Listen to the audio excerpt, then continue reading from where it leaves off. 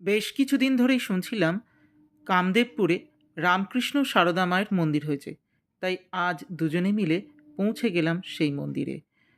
ভিতরে ঢুকেই অসাধারণ ফুলের শোভা মন কেড়ে নিল।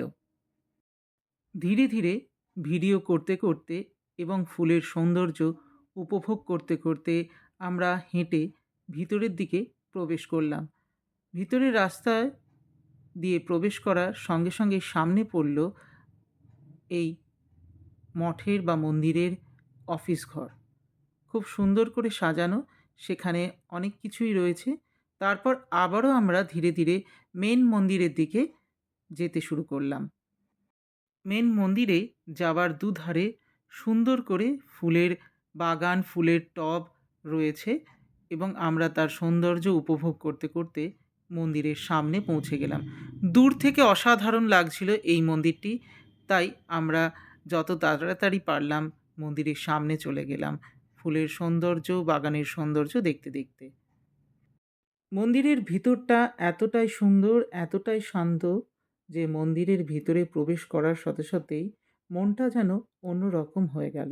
তারপর মন্দিরে ঢোকার জন্য আমরা মন্দিরের সামনে শু র‍্যাক রাখা আছে, সেখানে জুতো খুলে আস্তে আস্তে মন্দিরের সামনের দিকে প্রবেশ করলাম।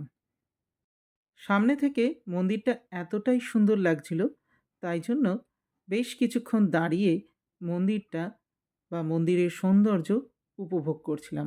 তারপর ধীরে ধীরে মন্দিরের মধ্যে প্রবেশ করলাম। প্রবেশ করার পর মায়ের দর্শন পেলাম এবং মন্দিরের ভিতরটা কেমন সেটাও তোমাদের জন্য ভিডিও করে নিলাম।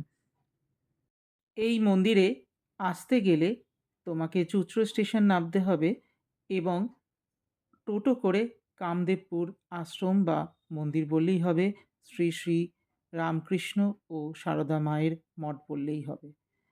এই হচ্ছে আমাদের ঠাকুর, মা এবং স্বামীজির মূর্তি বা ছবি।